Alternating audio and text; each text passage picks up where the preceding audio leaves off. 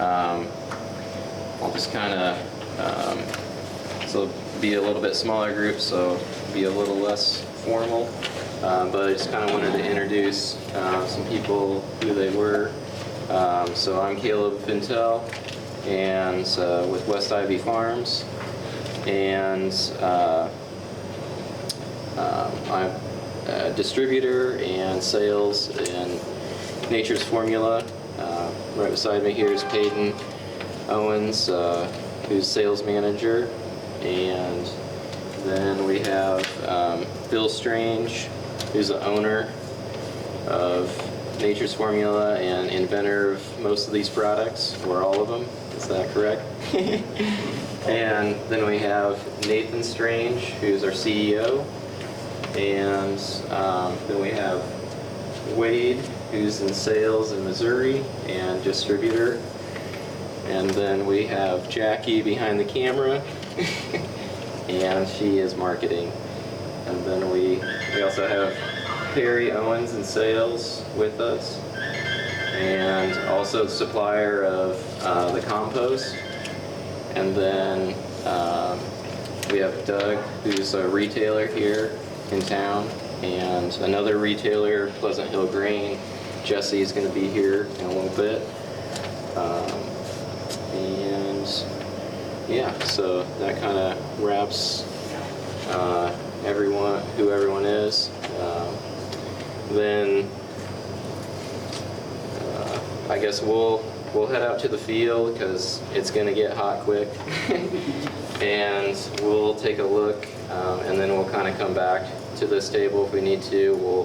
We'll also give just a brief introduction here of the products themselves. I think most of you that have used it are familiar with them, but we do have a new product, which is Biocharge. Wade will cover that in length after we get out to the field. And I guess is what you're going to kind of see out there. So I have a dual crop, so corn and soybeans that I planted together, and kind of some of the challenges and hopes with that we'll go through once we get out there. And then I also, in that same mile, you'll see a solid soybean field, and you'll also see a solid corn field with the products on. Any questions before we head out? So the outside rows that you just kind of walk through, these I planted first. They're at 140 is what I dropped for population, and final stands probably in the upper 120s.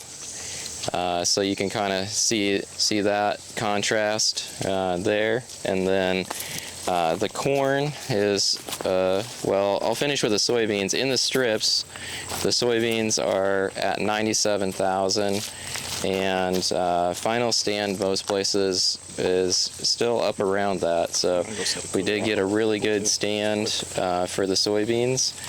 And then the corn, the rows 1 and 8 are like a wall. They are planted at, we dropped 57,000 plants, and most stand counts that we did when we were adjusting for the 3 hail events, we still got 56. So really good there. The next row in, the next two to the outside rows are planted at 47,000, and then in from there, rows 3 through 6 are planted at 34,000. So all in all, we got an average of about 45,000 plants per acre in the corn, and then is what I was going for. The goal really was to have the ears all be roughly the same size. That's kind of what I've been told in this system is one measure of success, so that was a goal, and I think I came fairly close to that. You can be the judge and walk in there and take a look at that. We have, as far as the herbicide plans, on there you can take a look at that in the packet, and as well as kind of I'll go over a little bit more detail here, the nitrogen plan, which just with an 8-row machine in the corn, I'd put 170 pound average on. You can see that I orificed differently for those rows 1 and 8 and 2 and 7. So 1 and 8 had 200 pounds roughly. 2 and 7 had 180 pounds, and 3 through 6 had 150 pounds. And then we had the Bio Sure Grow Plus B and M full package. I also did over-the-top foliar feeding on June 20th of the Bio Sure Grow again with the Plus B and M. I was at about a 3/4 gallon rate, so basically with the herbicide passes and the extra foliar application, I'm at about 2 gallons of Sure Grow in this system. Everything else, like field 2 and 3 down there where we have the solid soybeans and the corn, that is just 1 gallon of Sure Grow on those.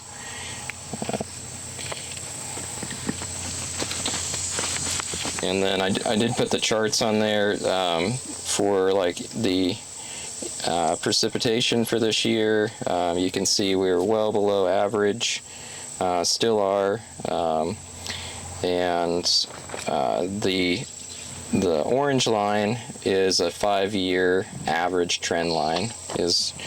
I know that doesn't say that on there, but that's what that is.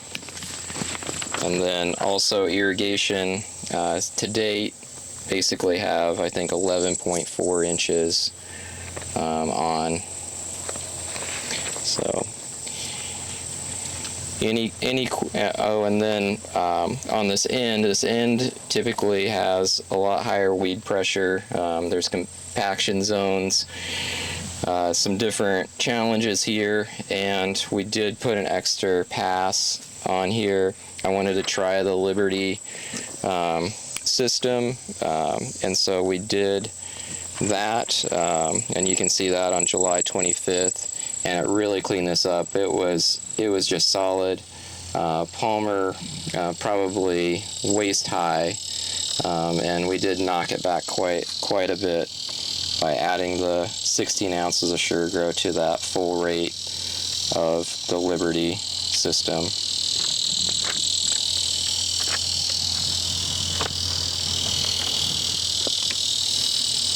Any questions about what you're seeing on the field 1 for right now before kind of let you loose into whatever you want to look at? Yeah, so on the Plus B side of it, the Plus B and a dead one right controls the insects that take bites out of the plant, so I get to keep a lot of the beneficials, but anything that attacks the plant, it's going to attack. It's a microbe that's added into the Sure Grow, and I've seen, for four seasons now, control of really any insect that comes along, and it's the only insecticide I guess that we use. It's not really an insecticide, it's a microbe, but it will eat the insect from the inside out. Ours did have 2 leaves below the tap, and we're still pretty good. And then we got hailed about 3 weeks ago. It took them out too. So I just got a stock, and in here it continually keeps getting small.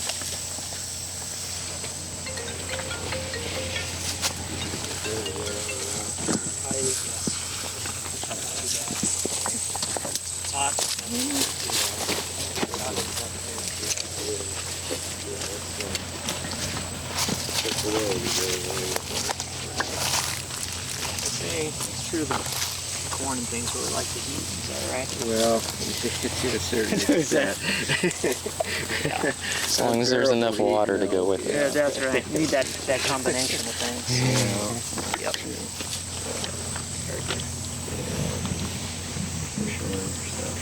So why did you plant soybeans and corn and together like this? So is what we're attempting to do is we want rows that are open to the sunlight. So we are trying to have as much of that plant photosynthesize on either side. So every end row we can plant at a higher population because it will support a higher population with the sunlight. Got it. And the soybeans aren't too affected by the extra. They actually prefer, I think, to be in that shady environment. Okay. Yeah, a little more protected. Okay. So that's when the kernel itself dents in, and So the moisture. it does finish filling. It needs to fill the kernel. Yeah. Okay. The starch level in it has a percentage. When you break it open, we could see where that is, but once that gets to 100%, then it does what's called black layering. Got it. And then it's done. Then it can't fill anymore. Got it. Okay. Have you done much testing on like time of application or what seems to be the best time to apply the shear grow? Yeah, if you're doing a foliar application, the question is what's the best time to apply? And foliar, best time to apply, I found in corn is usually around like V8, and yeah, so that tends to do the best. Or another measure. Beyond that, V8 is. Another measure would be like GDU units. It would be so the heat units just right around 1,000.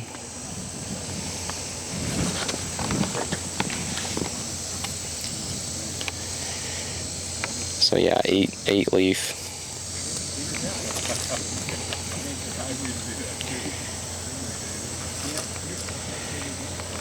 I haven't hit a bad time, but Overall, there's no wrong. yeah, there's no wrong, but that seems to be the best You're going to bang. benefit wherever time you apply. If I could, it'd just be like my garden, where each time I watered, I'd go out and dump a little in.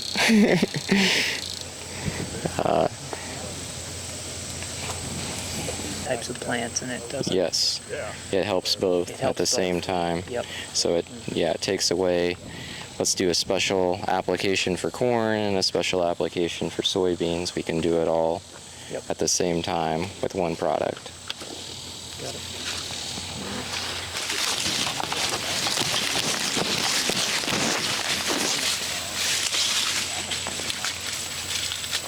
If you go up farther, it's a lot better. Yeah. Yeah, but my end gun, the bearings went out in it, so it's spraying just to one side through here. And That may end up being a blessing, yeah, might be.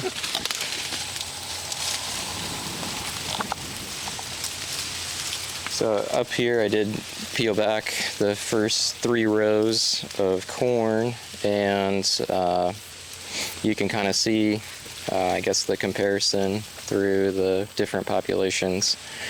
They look fairly uniform. I'd say maybe the second row is a little bit, I think it had a double in it, and so it has a few struggles in that, but overall pretty happy with the consistency of the ear size. You can tell the second row is tipped back more. It did, yeah, the second row tipped back there. I know for sure the spacing's wrong on a couple of those plants, so we must have had a double there. So we'll see how that works out, but In the third row, really consistent ears there. Okay.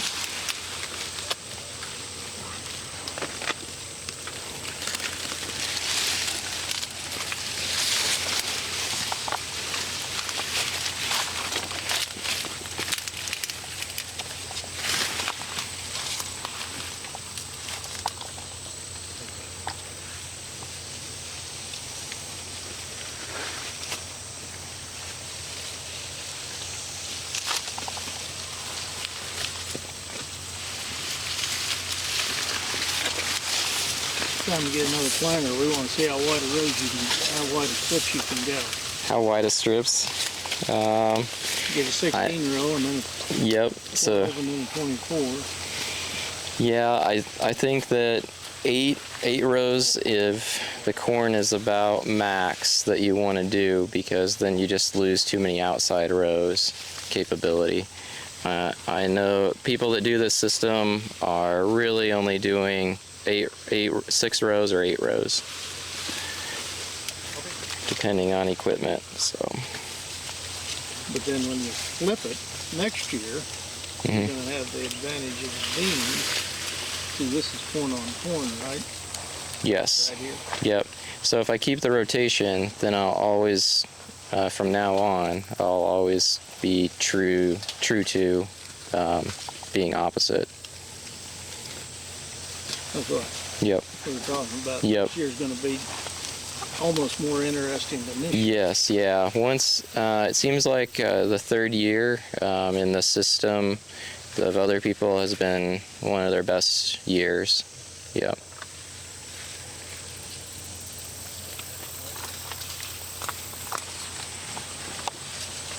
Anything on the soybeans? Is that your pods and sitting out?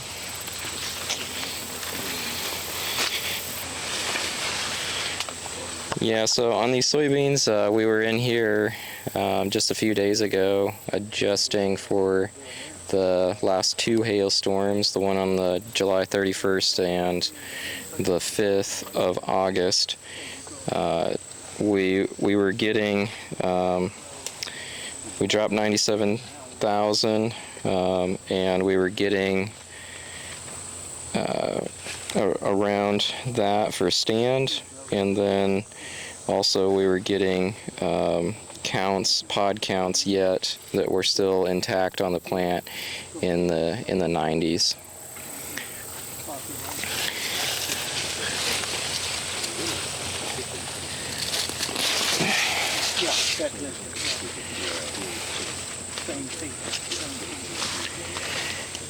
See quite a bit girthier stalk is what we have, and really fills them out all the way to the top really well.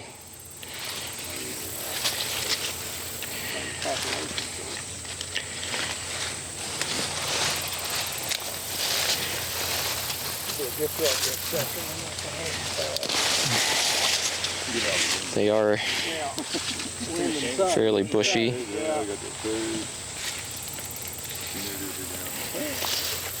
Let's see.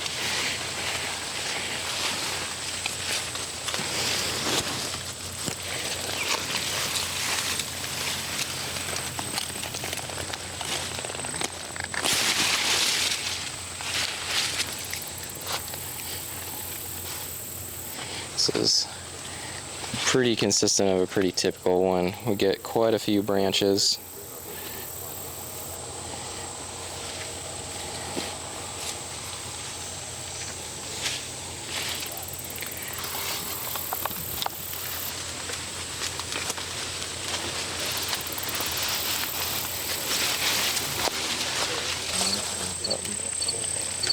Head,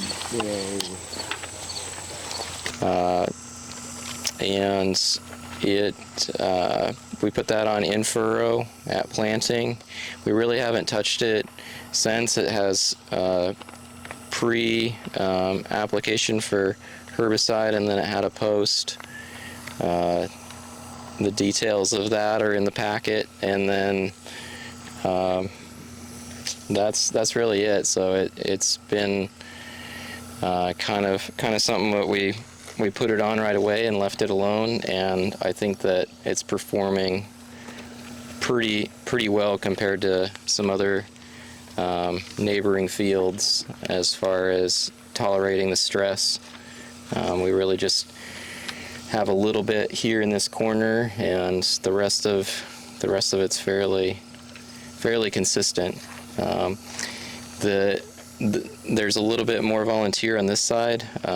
There's about 5 acres here that we worked up, and for 3 years it was actually in a transitional organic system, and so that's why we have a little bit more volunteer pressure basically in this 5 acres, and then after that it gets really pretty clean. So that's that kind of explains that, what you're seeing there. But I guess, is there anything else, any other observations about it? It's planted more traditionally, about 120,000 plants per acre out there. And then as you go down, that's field 3, that's the solid corn, as you go to the west. And once again, that field has about 145 pounds of N total on it, and it I think one of the most notable things is the pivot corner in that field looks really like it's irrigated, and it's not. So all the way on the west end, it is faring very well for the heat and the stress here in this later part of the season. You are more than welcome to stop anywhere along here if that is something that you want to see. I don't know that I'd have any more, but if you come, back to the golf course with some questions, we'll address those there if you do stop and take a look in there. So. You're also, if you're from the area, you're welcome to, stop in basically any time and look in there if you don't have time now, or you want a cooler day to look. In dry land, this here, it's bugging me because this is actually the 116 day too. So the 116 day. You need a pin to right there. correct that. Yeah. Let me get it. Make a 6 upside down. Make a 9. Yeah. There you go. Oh, that's too easy. You gotta make a 6. How confusing.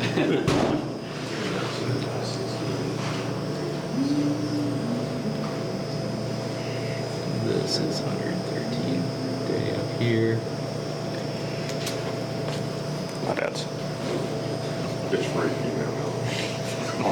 Yeah, I'll go get my own. But so is what we have. So 116 day. These are both the same variety. And another testament. So this is the testament to the compost. Again, these are like 4 rows apart from each other when I was in the field on Monday.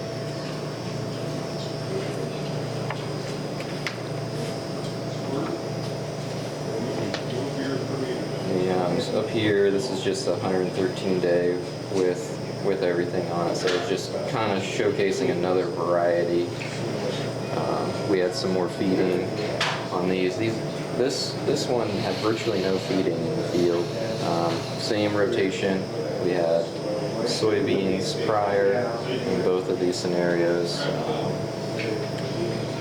but we did get fairly good control for western bean and earworm that was in there.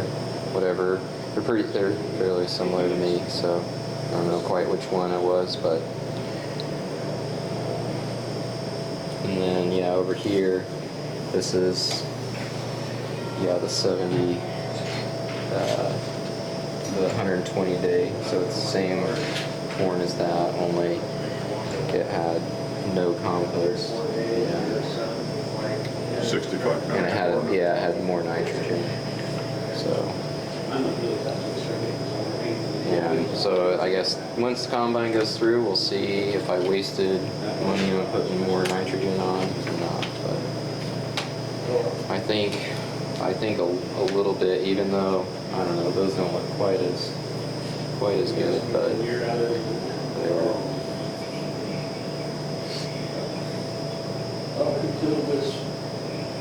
That's good.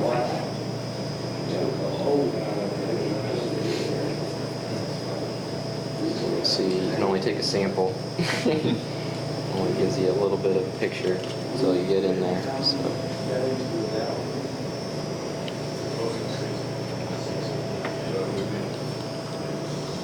Yeah, 10 days planting difference. That's planted 10 days later.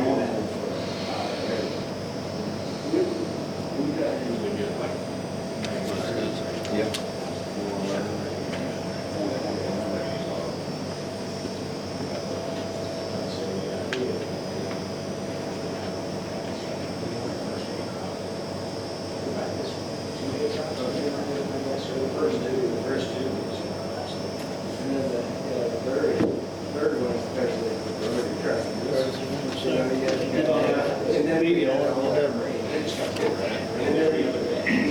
You do any tests on soybeans at all?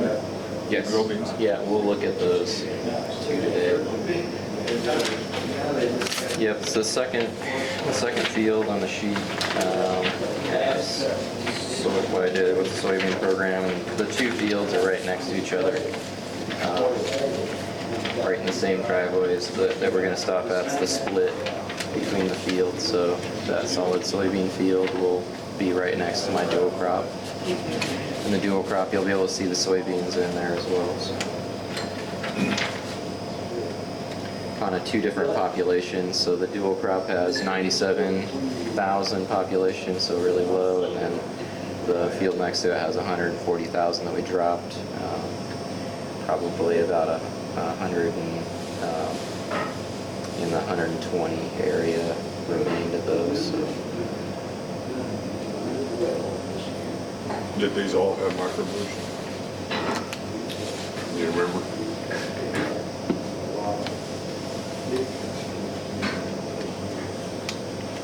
Were they just coming out of beans? The only one that would have been here. On this sample here? Yes. Because that's corn on corn. Because you're just using it on the... I'm only using on stocks. Right. Yep. That's what I thought. The old stocks. Yep. And that was current, that was just pulled out Monday? Correct. From a fall application. Yeah, from the fall application. Correct. Yep. Yep. So yeah. Start it here real quick. I'm just going to go through the products briefly that we have to offer. So if at any time you have any questions about any of them, go ahead and ask them. So I'll go through those, and then I believe Caleb will have some results over there to share on his other fields and stuff, with corn cobs and stuff to show off. And then we'll have some lunch, and then I think Caleb will have a presentation after that. So a little bit about us at Nature's Formula. If you're not familiar with us, I know most of you here at least met us sometime probably and stuff, but we're an all-natural agricultural company based out of Brownsboro, Texas. That's east of Dallas, down by Tyler, Texas, if you know where Tyler is. Everything we make is pretty much in-house, especially our main product, BioSureGrow. We don't make our cattle mineral and our horse feed's the only thing we don't make in-house there, down at the facility.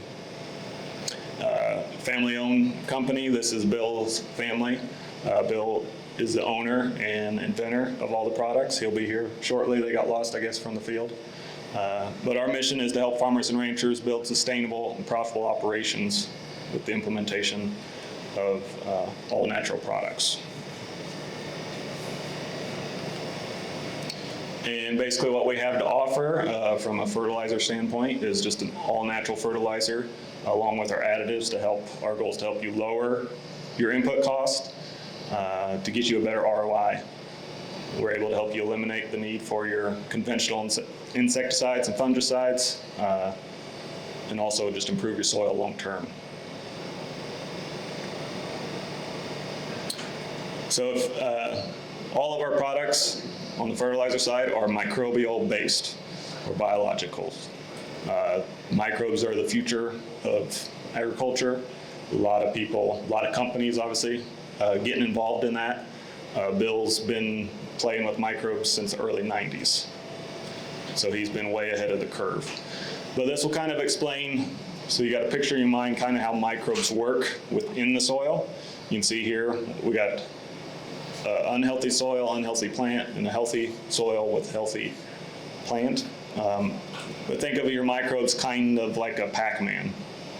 And they're out there eating your micronutrients and secreting a pure enzyme. So like you all got nutrients out there, phosphorus for instance, and it's just tied up, not available. Microbes help make it available.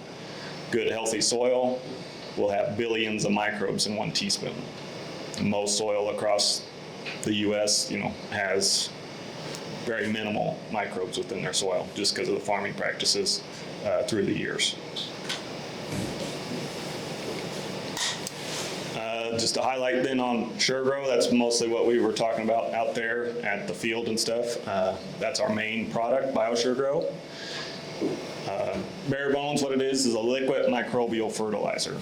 We have billions of microbes within SureGrow. It is OMRI listed, but most of the people we work with are just conventional farmers that we're able to help lower their input cost. Because anything you put with SureGrow enhances it. That's why Caleb is able to not put near as much nitrogen on as most guys and still getting the same results or better. But it's a natural quick response formulation of nitrogen, phosphorus, potassium. We extract the nutrients out of manure, peat moss, and humus, and then through our proprietary process, and then add our blend of 48 different species of microbes that all serve a different job and function within the soil to overall help balance your soil. Balance is the key. Balance is Bill's favorite word. It's designed to give struggling plants a fast boost to get through stressful conditions. Typically, for instance, in a year like last year on drought conditions, feedback we get is that SureGrow plants will tend to hang on another week to 10 days longer than plants without SureGrow because it's trying to relieve that stress until you hopefully get to the next rain. This is a balanced chelated fertilizer with soil micro benefits and nitrogen fixation microbes. It's all available. It's working on your soil, giving you better soil, and how we can get our nitrogen is fixating it out of the atmosphere. SureGrow is designed to promote root growth in the plant. Obviously, it's very important to get off to a good start. Build your root system. The healthier the plant, the more production you're going to get in the end. Our pricing then, there you can see it's $15 a gallon when you order in bulk of 55 gallons or more, plus shipping. Like I said, everything's made down at our facility, and then we ship it up to depots around. We got a handful of them around everywhere. But you can get it 55-gallon drums, 250-gallon totes, up to truckloads. And out of truckload, which is 4,500 gallons, you get $1 break, so it's $14 a gallon plus shipping. And we've had that price, $15 a gallon. This is our 10th year in business. We've had that price the whole time, and it's our mission to keep it that price for the foreseeable future. We control everything about the product, where we make it ourselves, and we go direct to the farmers. So that's how come we can keep the price where it's at. So some other highlights are why you should maybe use SureGrow. It has about the equivalent of 200 pounds of nitrogen. And how that works is, like I said, nitrogen fixation microbes in there. And that's throughout the season. That's not just an initial 200 pounds up front when you apply the SureGrow. And there's got to be a lot of conditions right. Microbes need moisture. Moisture is their highway. the plant starts shutting down in drought situations, so do the microbes. So it is capable, though, of 200 pounds of nitrogen. This is a soil amendment, which is that helps your soil become healthier. That's what we're after, actually, is your soil, because in the long run, that's what's going to make you just continue to have better crops. And these guys that have been using it for a while can attest to how their soil has just improved year after year using it. It's obviously cost effective at that price, and we've had it used on almost any crop that grows out of the ground. We're adding new ones all the time of people in different states trying it on different things. Any garden crop that you can think of, it works great. Like I said, it has an astronomical amount of microbes. There's billions of microbes within 1 gallon. We have a very long shelf life. Bill's got stuff that's 15 years old that he still tests, and it's as live and viable as it was the day he made it. So that sets us apart from other biologicals. Most of them have a very short shelf life. Bill knows how to keep it stable. The only thing is you got to keep it out of direct sunlight because it'll grow in algae, and it's not detrimental to the product, but it'll just plug up your sprayer or cause you a lot of grief. So the product can freeze as long as it doesn't crack the jug. You just let it thaw out and it's good. And it's a balanced natural product, microbial fertilizer. And like I said, microbes are going to be the way of the future. Application rate when you're fertilizing and stuff is pretty much the 1 gallon per acre and can be used either in furrow or foliar fed over the top, either via ground rig, airplane, through your pivot, just however you can get it out there. It'll flow through it.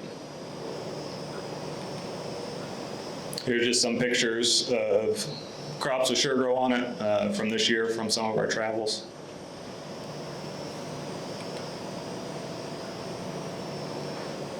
And people send us in just their pictures too when they're trying it out. We always recommend people do side-by-sides when you're first trying it out to prove it to yourself what it can do.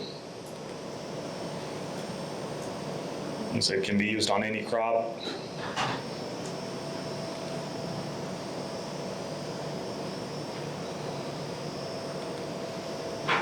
And there's some root structures, a couple different corns, and then the soybean, you can see all the nodules growing on that soybean.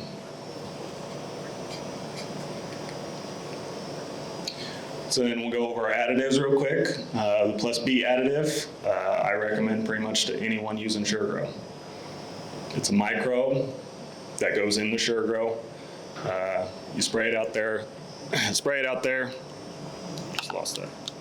And then the plant, I'll switch you up. Spray it out there, the plant intakes that microbe. Then when a predatory insect takes a bite of the plant, it ingests that microbe and eats it from the inside out, like Caleb covered out there. It's best applied before predatory insects show up, because if you get an infestation and try to apply it, it's non-insecticide. It's not going to kill them on contact. They got to take a bite of the plant, ingest it, and like I said, that takes a little bit of time for that all to happen. It's a $3 a gallon that you add on top of the 15, so it makes it 18 then. But Plus B is, like I said, an extra $3 in the same 55 gallons and up.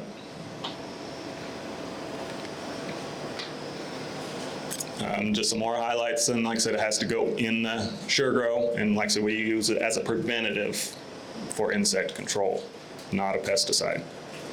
Has no harmful effects on beneficial insects. They're not eating the plant.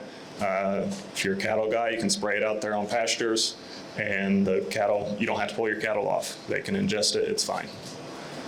It's obviously very safe to use because it's an all-natural product, just a microbe. There's just a few examples of some insects we found out when scouting fields and stuff that it will control.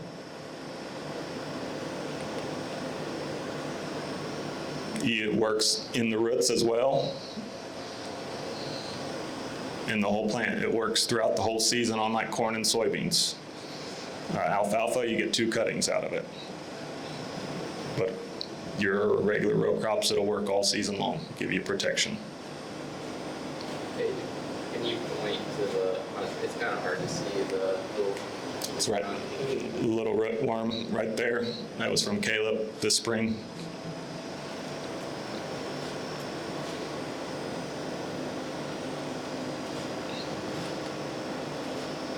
Then we have our Plus M additive. This is for mold or fungus disease protection.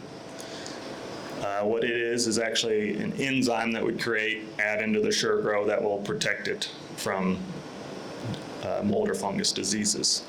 Again, it needs to be applied at planting time for best results, but we have had people do it like on wheat when there's rust or something, and it'll clear the wheat up, turn it green again, and it takes off. But it is always best to put it on there before as a control. It's not a fungicide. Pricing for it is $4 a gallon. Again, on top of the Sure Grow, you can have Plus B and Plus M all in the same package. So if you do all the two of them, that's $22 a gallon, $22 an acre at a gallon rate. Then we have a micronutrient pack. What this is we look at your soil samples and can add some micronutrients in there that you're lacking, like sulfur, copper, boron. And that's a $3 extra per gallon or per acre when we add that in there for you. Just comes as a powder that dump in to your tote and mix it up really good. And we're creating enzymes of those nutrients to feed the plant when we do that.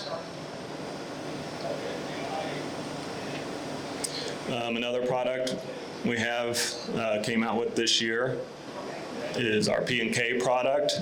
This is just for those that need a boost of phosphorus or potassium. It can be applied either in furrow or foliar. We got people using on row crops and on hay for grass production. You can see what it's derived from there. And then we recommend typically 2 gallons of the P&K with a gallon of Sure Grow per acre. The price on it is $10 a gallon. Plus shipping is as well again. A few places like on corn, if they're really low on their soil samples, P&K will bump it up to maybe 3 gallons, but otherwise 2 is the pretty standard. Hey, is that, like on alfalfa, is that just last 2 cuttings, or is that good for the season? No, it'd be probably 2 cuttings with your Sure Grow.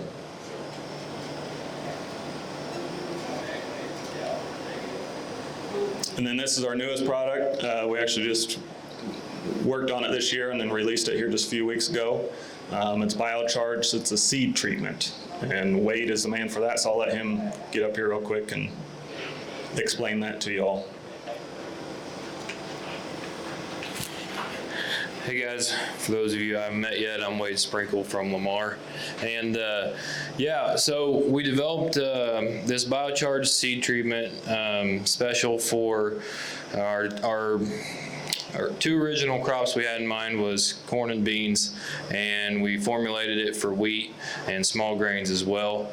So what we're doing is we're putting a substantial amount of microbes on the seed with growth enzymes, and we're trying to get quicker emergence and faster root and shoot development, just a stronger, more vigorous seedling to get us to that second, third trifoliate in soybeans, or V3 to 6 when you're going to spray that gallon of Sure Grow with the Plus B and M over the top. So we've had a few issues with in-furrow applications with the Plus B. So it's like this.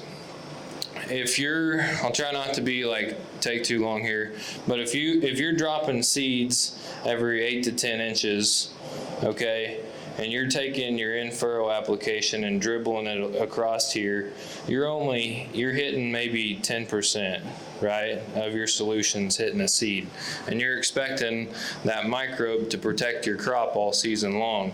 Well, under heavy infestation pressure, we're seeing mixed results. So the best thing that we can do is protect that seedling.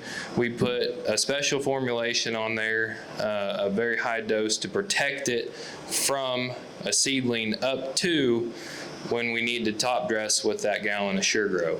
So now we're protected as soon as that seed sprouts. We're protecting it from soybean cyst nematodes, corn rootworms, and then everything above ground as well, until you get that gallon sprayed over the top with the Plus B and M. Same way with wheat. We're gonna just get better emergence, stronger plant. We've had some guys do small grains. I mean, true to Kaylee, anything you want, we can get you a treatment for that. What's the next slide there? So this is a kind of a simple way to see the price structure. So it'll be sold by the ounce, but this is where most of it breaks down. So you guys don't have to sit here and figure out, well, my such and such variety weighs this and those 3/6 weigh this, there are this many seeds per pound, because most of you aren't going to know that until you're getting your seed next year anyways, or at least until that seed gets harvested this fall. So averages, this is about where we're going to come out. So it's all going to come out pretty similar per acre. You know, you got 80,000 seeds in a bag of corn, so typically you'll get 2.5 acres out of that bag. So we're gonna fall, most guys plant a unit of soybeans an acre. We're gonna fall somewhere around that $10 to $12 an acre for the seed treatment. And that's covering your natural insecticide, your natural fungicide, and nematicide, and a full load of inoculant. So you're kind of getting a 4-in-1 bang for your buck there. It works very well, and we're super excited about it. And if you guys have any questions at all, just don't hesitate to ask.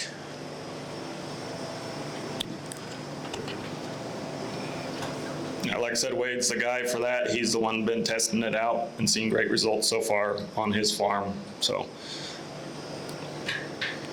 And then real quick, got a couple other products before I turn it back over to Caleb. But Microburst, that's our degradation product. It's mostly, it'll just help accelerate the breakdown of plant material and turn it into organic matter.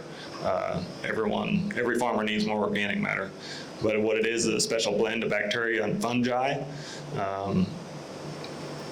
Cost on it is $7 an acre. Recommended rate is a pint per acre is all you need out there.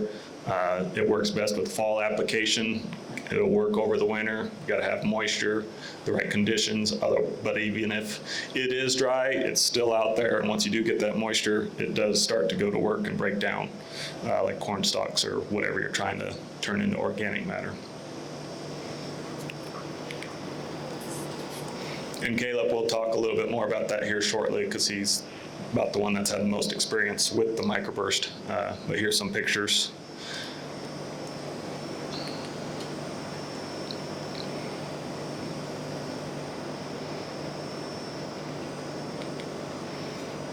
Then the last product we offer is called Elamite. It's a natural soil amendment that's actually out in Utah, in a mine out in Utah that we have access to. It contains over 66 different trace minerals that will help you maintain soil fertility. This is a replacement for ag lime. We recommend 250 pounds per acre. And the price there is $230 a ton. That comes out to $28.75 an acre at that rate, plus shipping. So like I said, it comes out from Utah, but it can be shipped anywhere.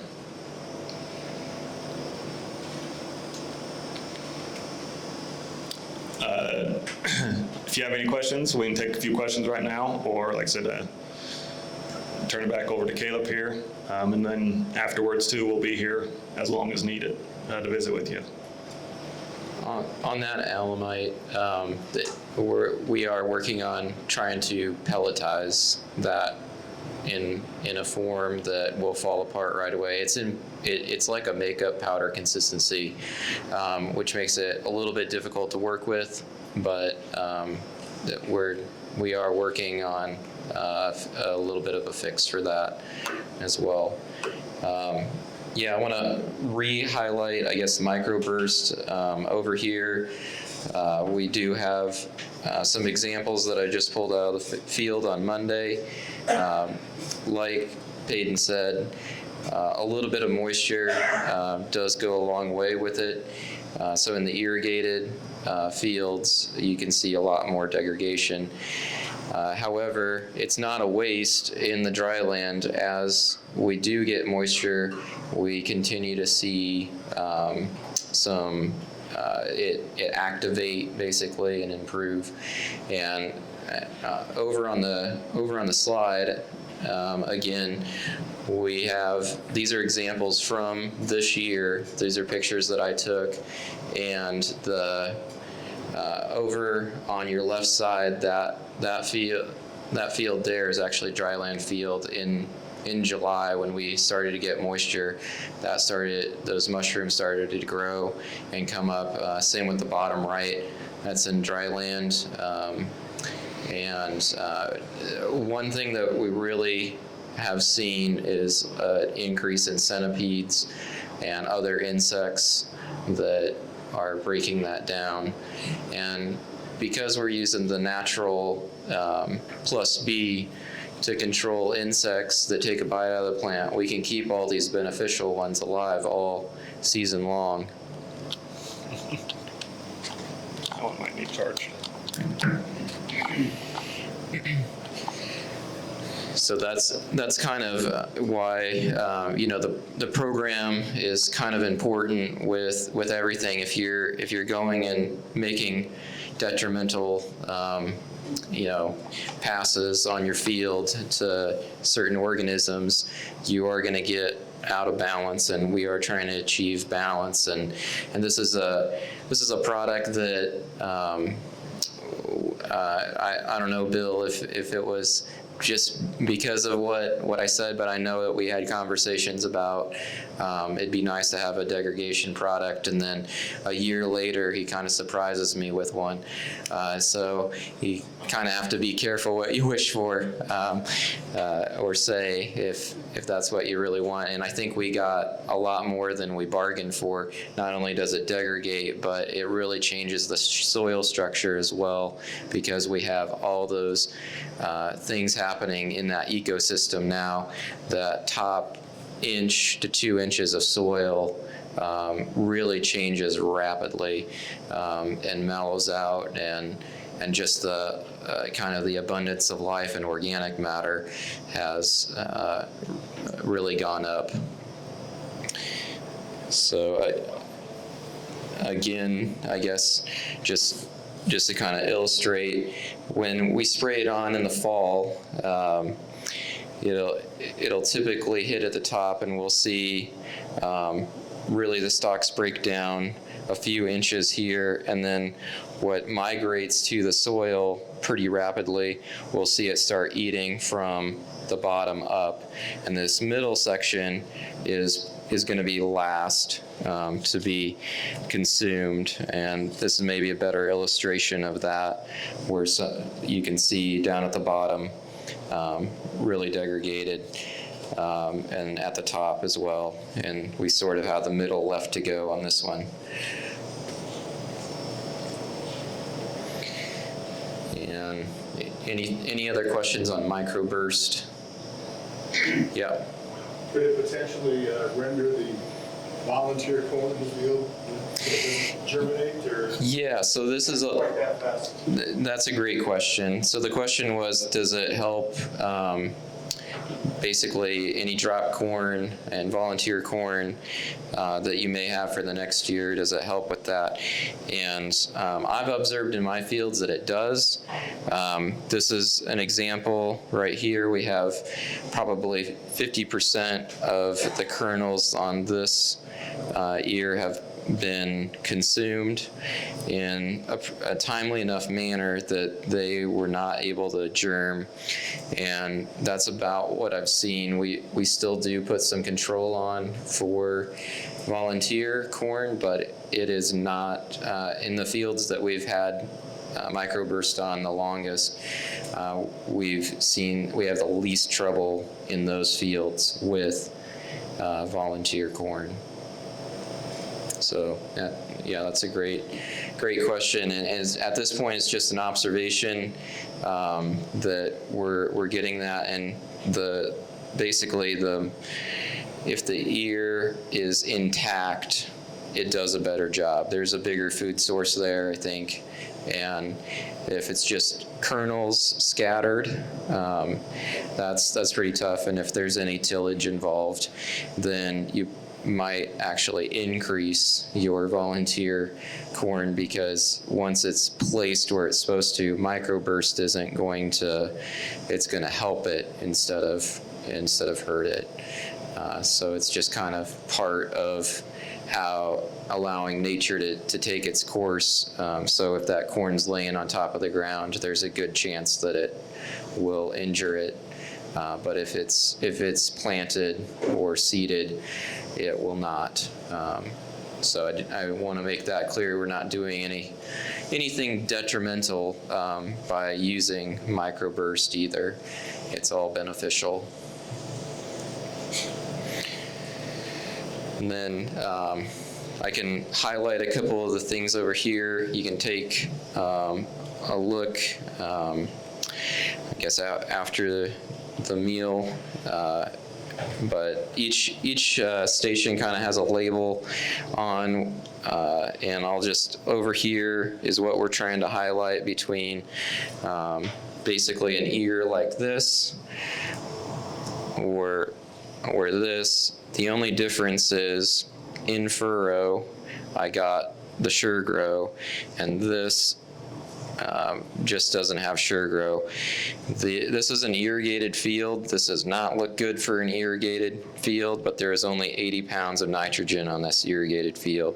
So this is 80 pounds of nitrogen in 32 form liquid that was out there. And I did not get my starter on this, but I did get the starter on this. These were 4 rows apart from each other, these ears. And then we have this middle section is the kind of the dry land highlight section. We have some 113-day corn up here that is doing pretty well for the circumstances of being in the drought that we're in.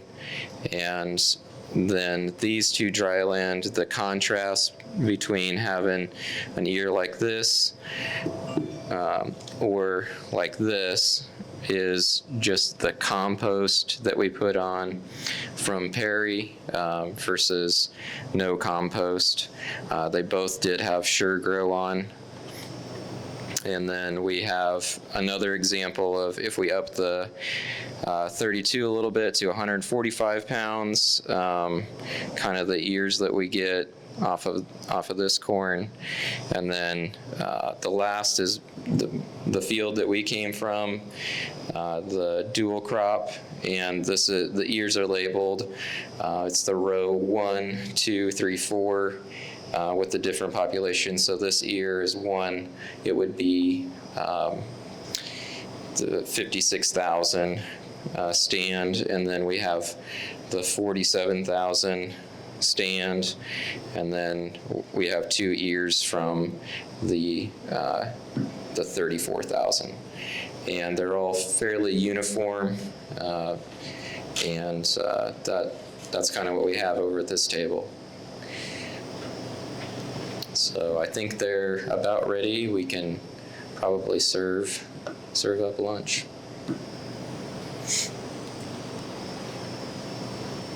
Caleb, do you use microburst every year, or is that kind of an initial? So do I use microburst every year? I do, but only on if it was old corn ground. So after I harvest, I put it on the stalks. and I try and rotate that way. So I don't currently put it on bean stubble.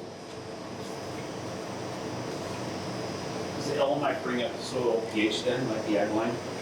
It does have a pH of 8.7, I think. It can. It should. I don't know. Bill, can you answer? Does the Alamite bring up the pH? Yes. Yes, it does. But the application rate that we're talking about, it's a minimum amount to put on to raise it. Is that put on like a dry fertilizer truck? Yes. But we're trying to pelletize it so it'll be easier to use. It's kind of difficult. If it wasn't such a phenomenal product, I wouldn't mess with it, but it's a needed product. But I'm supposed to go next month and we're trying to pelletize it so it can hit the ground and explode at that time, and you have so much dust. Not set up in the truck. Yes, it's a challenge, but I think Right now, you spread it, you feel like you're doing your neighbor a lot of good and yourself about a little good. but it's in a micronized form. It's very fine.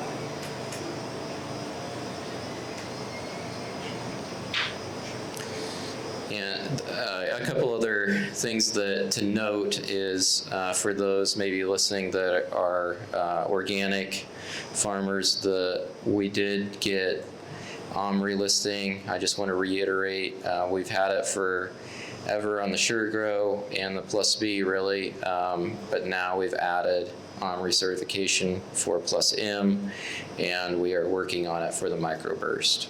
And the biocharge. And the biocharge. Yep. All those things are, again, to say again that when the from the earth to the earth motto, that everything stays all natural. We haven't compromised on anything. It's on some customers that have sent us images in and results then from last year that I had on the fields that you looked at today. So this is some pictures from a customer that compared SureGrow had a check of nothing, and then Pivot Bio plus a product called Bonus Plus. And over on the left is the SureGrow, the middle is the check plant, and over on the right is Pivot Bio and Bonus Plus. Then it's the same order for the ears there early on. And then they sent an NDVI image that has the black line through it, that shows exactly where they ran out of the SureGrow and continued with the Pivot Bio Bonus Plus. They kind of have that hatch over, and it looks like a pretty tough area, as the bottom field there has pretty low-lying areas. There must be some low-lying areas in that field as well, but you can see over on the right, that's the SureGrow side, and the other side is the competitor.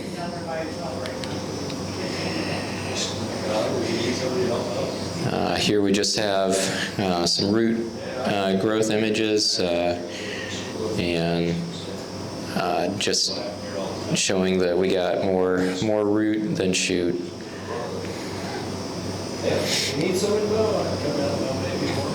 A little bit later on, as they develop more, we're getting really robust root systems, and also a return of the earthworms. So this is a 3-year deal that I've had a slide for a couple of years now.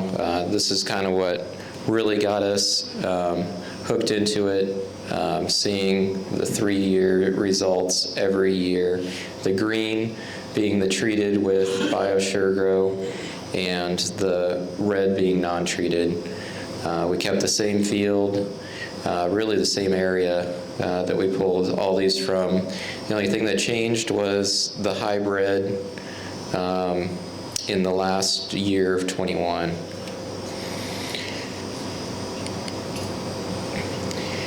Then last year on the dual crop field that we visited, we had this nitrogen program last year, which was 108 pounds of 32. We had 600 pounds of compost, which was equivalent to 8 pounds of N, and then we had the 1 gallon of SureGrow in furrow.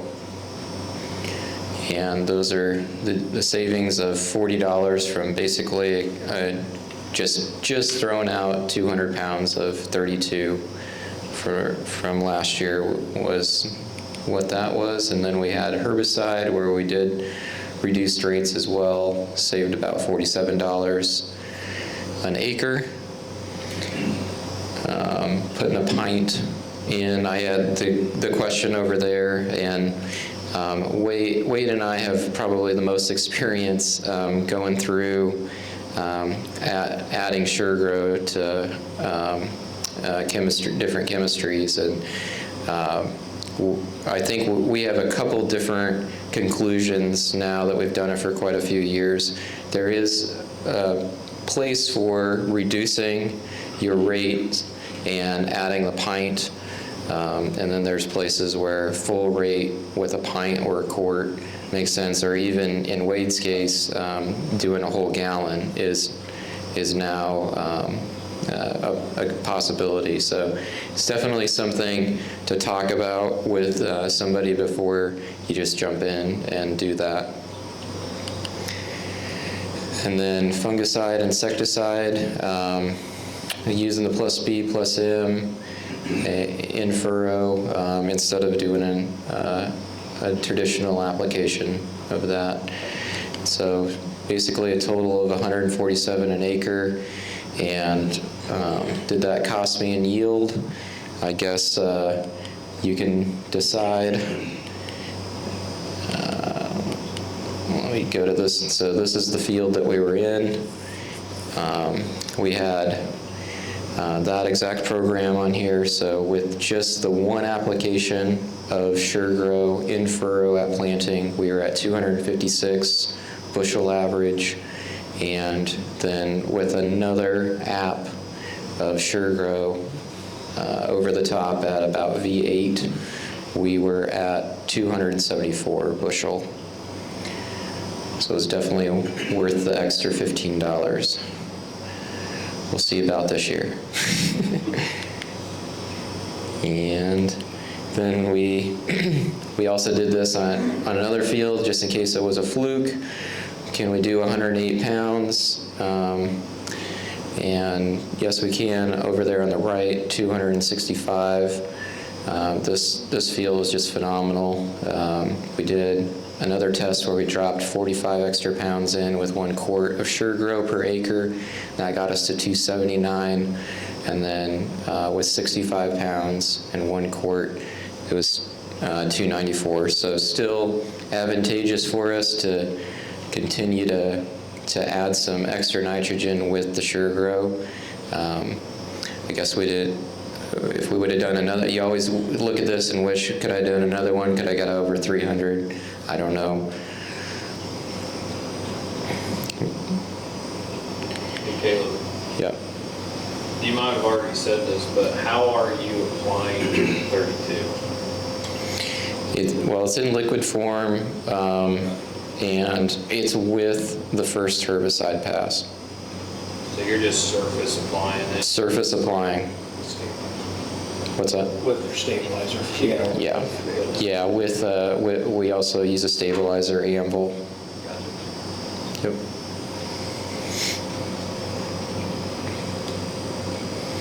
Yeah. Do you have anything to add on what your experience is with the herbicide? The herbicide. Oh. So I've had success with cutting rates as well. I've had mixed results cutting it clear back to a third rate. I believe a lot of it depends on your field and your area that you live in, with different weeds and grasses being resistant to certain herbicides. There's no one size fits all solution when it comes to an herbicide situation. What I've ended up doing is staying with a full rate of chemical, because killing weeds is so detrimental. Like, it's so important to make sure you get the weeds and grasses killed out of your crop. So I use a full rate and I spike it with a quart of Sure Grow, and I'm talking you'll smoke everything. I use a lot of Liberty and Roundup, of course, and I can kill weeds 5 foot tall if I want to.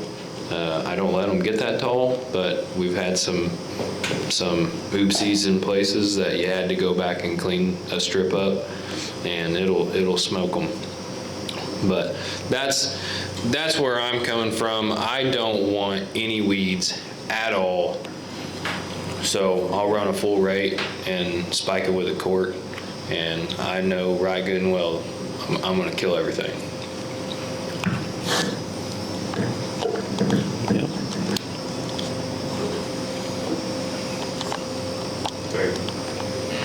Yeah, go ahead. When are you applying for pre-plant? It's just post-plant, like a day or two. Okay, pretty much. Yes.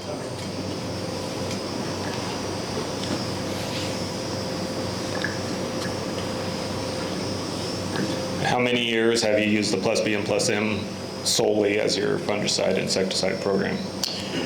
Well, since it came out, and what did we decide? That was I think 5 seasons now. Yeah.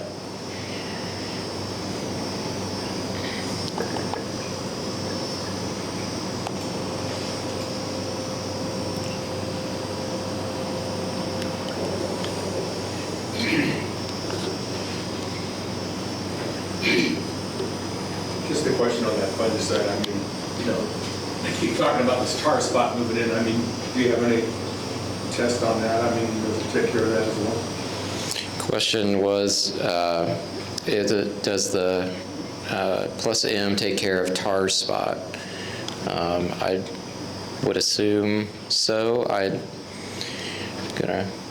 getting a yes that it does. So. It's probably like the soybean gomage or whatever. Soybean gomage. And like soybean stem borers. I mean, Yep. Anything. Yeah, we have had stem borer control with the Plus B. Yeah, I really think it has a place with the gomage, since that's so hard to control, and they're looking for something. I really think that Plus B is the answer for that. You're doing all your Plus B in furrow?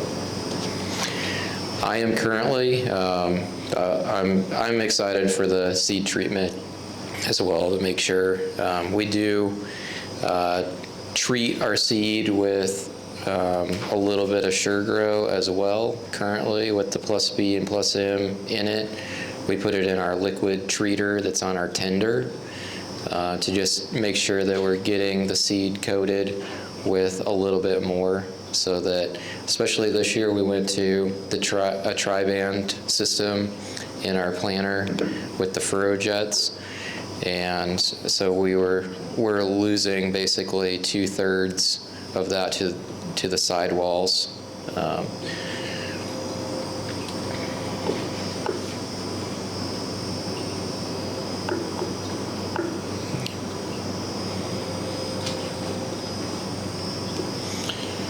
What else are you putting on? Anything else with starter? When you say starter, do you mean just a Sure Grow? Yep, just the Sure Grow. This year we did P&K in a lot of places where we didn't have compost. If we had compost, we didn't add the P&K product.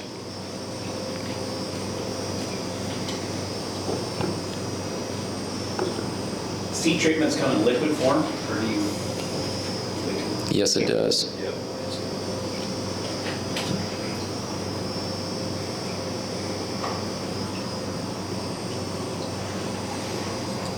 All right, well, thank you all for coming, and we look forward to hearing from you